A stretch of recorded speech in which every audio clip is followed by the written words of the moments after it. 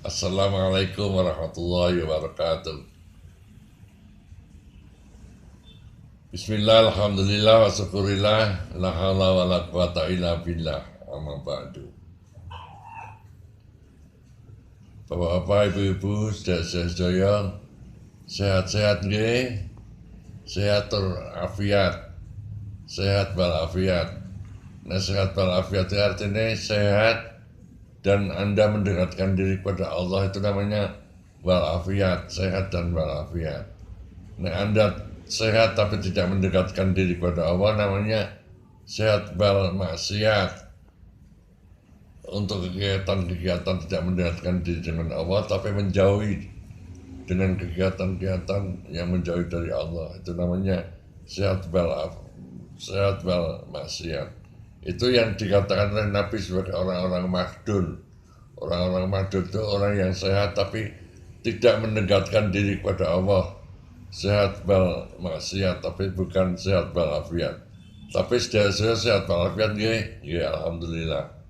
Bapak-bapak, ibu dan saudara sekalian, saya warga Muhammadiyah, saya pada kesempatan kultum kali ini akan memberikan kultum tentang politik. Berbeda dengan kultum-kultum yang biasa saya sampaikan tentang keagamaan, kemuhammadiyahan, tapi saya dalam kesempatan ini akan memberikan kultum yang bertema tentang politik kontemporer di Indonesia, luar biasa. Bapak-bapak, ibu-ibu, dan saya sampai kan kroso sejak zaman reformasi tahun 1998 sampai sekarang, berarti pirang tahun Bu? 1998 sampai sekarang 18 tahun ya. 1998 benar 18 tahun. Anda kan menikmati politik itu politik umbrus, bahasanya pengalus politik gaduh. Gini apa enggak? Jadi dari sejak reformasi sampai sekarang itu kita melihat politik kita itu politik umbrus. Kenapa demikian? Jawabannya macam-macam. Dari para pengamat-pengamat mengatakan bahwa kita ini melakukan politik yang umbrus itu, politik gaduh itu, karena kita belum terbiasa dengan demokrasi.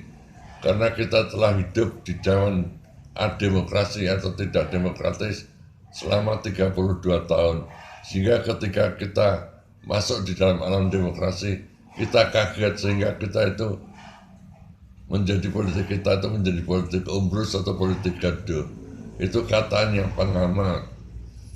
Dia juga bilang bahwa kita ini, sistem pemerintahan kita ini yang menyebabkan gaduh itu karena bukan sistem pemerintahan parlementer tapi presidensial, sehingga politik kita itu cenderung untuk menjadi gaduh. Apakah betul begitu? Itu kata pengamat.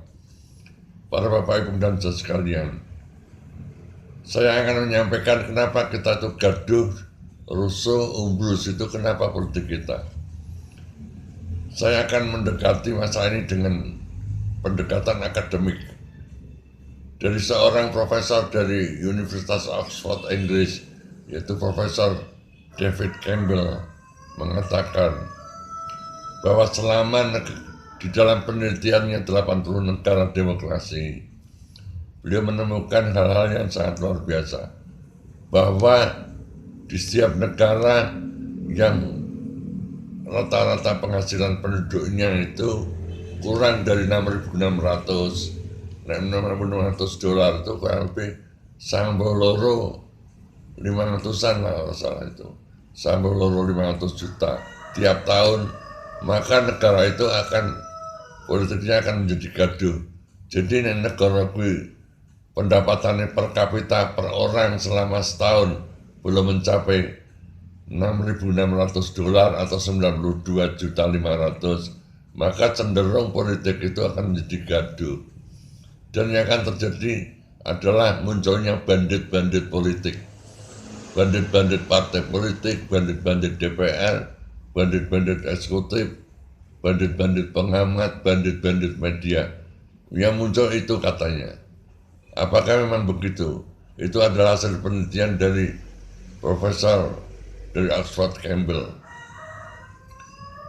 Dia mengatakan itu melihat karena ada negara-negara yang melakukan demokrasi tapi isinya keumbursut menjadi gaduh, sehingga dia melakukan penelitian yang hasilnya seperti itu telahan dari pendekatan akademik.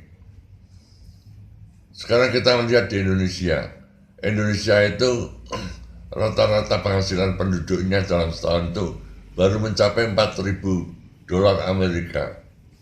4.000 dolar ini dibagi 14.000 ya kira-kira 56 juta lah. Itu baru mencapai 56 juta. Sehingga cenderung politiknya akan gaduh. Yang ada adalah bandit-bandit politik, bandit-bandit DPR, bandit-bandit eksekutif, bandit-bandit pengamat, bandit-bandit media. Karena kita pendapatnya baru 56 juta per tahunnya. Beliau mengatakan bahwa kecenderungan itu terbukti terjadi di negara Rusia Uni Soviet, di Indonesia, karena kita belum mencapai batas rata-rata penghasilan penduduk jumlahnya 6.600. Para Bapak Ibu dan saudara sekalian, di Indonesia karena kita belum mencapai pendapatan seperti yang dimaksud oleh Campbell, yaitu 6.600, yang terjadi memang kita melihat bandit-bandit semuanya, seperti terjadi di Indonesia. Di Indonesia itu korupsinya jumlahnya 626 kasus yang dilakukan oleh 1.328 orang yang merugikan negara 6 triliun rupiah. Itu terjadinya korupsi di Indonesia yang dilakukan oleh siapa? Oleh bandit-bandit DPR, bandit kepala daerah, bandit-bandit DPR, bandit-bandit eksekutif. Itu yang terjadi di Indonesia. Sehingga dengan demikian kita tidak heran bahwa politik kita ini menjadi politik yang gaduh. Jadi para pengamat itu mengatakan bahwa itu adalah karena kita belum terbiasa dengan demokrasi. Tidak, itu hasil penelitian oleh Campbell itu karena kita belum mencapai pendapatan per kapita 6.600. Seperti Bapak Ibu dan saudara lihat, seperti kasus di DPRD Kabupaten Pekalongan, bantuan sosial, bansos Paranibi, singkatannya saya jadi bandos, bantuan penuh dosa, itu dilakukan oleh bandit-bandit DPRD 45 orang yang menilap uang rakyat 7,9 miliar. Itu yang terjadi. Kenapa? Ya karena kita belum mencapai taraf pendapatan per kapita jumlah 6.600. Jadi ada satu pendapat, kalau Anda itu ingin menuju jalan ke surga, aktiflah Anda tidak di partai politik, tapi aktiflah di Muhammadiyah. Anda akan menuju jalan ke surga. Tapi ketika Anda masuk di dalam partai politik, kalau tidak hati-hati, Anda akan menuju jalan ke neraka. Betul Pak, tidak canda terlalu itu. Oleh karena itu, para anak-anak muda kita Muhammadiyah, hati-hatilah kalau Anda akan menjadi seorang politikus di dalam zaman yang edan ini, zaman yang belum stabil ini. Sehingga dengan demikian, jutaan rakyat Indonesia menderita karena ulah dari para pengamat-pengamat, aktivis-aktivis demokrasi, media-media, sehingga kita selalu gaduh dan gaduh. Para Bapak Ibu dan saudara sekalian, sebetulnya pendapat Campbell ini pernah disampaikan oleh Wakil Presiden Budiono ketika beliau memberikan pidato pengukuhan guru besarnya di Universitas Gadjah Mada. Beliau mengatakan demikian, seperti yang saya katakan, sebelum kita mencapai batas GNP 6.600, politik kita itu akan selalu gaduh. Tapi apa yang terjadi? Tidak ada media yang meliput masalah itu. Tidak ada pengamat yang mengangkat masalah itu menjadi pembicaraan nasional. Karena apa? Karena media dan pengamat sudah juga menjadi bandit-bandit politik. Pengamat bandit politik itu kalau belum dapat kedudukan ngomongin ngotot-ngotot, tapi setelah dapat kedudukan dijadikan komisaris utama, akhirnya diam saja. Itulah tabiat dari bandit-bandit politik. Para Bapak Ibu dan saudara sekalian, saya akan menyampaikan kultum ini 2 tahap. Yang pertama, yang tadi saya sampaikan, yaitu pendekatan dari akademik. Yang kedua nanti, saya akan menyampaikan dari segi praktikal. Karena kalau saya gabung menjadi satu, kultumnya menjadi panjang, bukan kultum lagi tapi kulwal. Oleh karena itu, saya akan menyudahi kultum ini dengan kultum jilid pertama tentang politik. Nanti insya Allah kita teruskan jilid kedua, politik dari sudut praktikal atau praktek politik.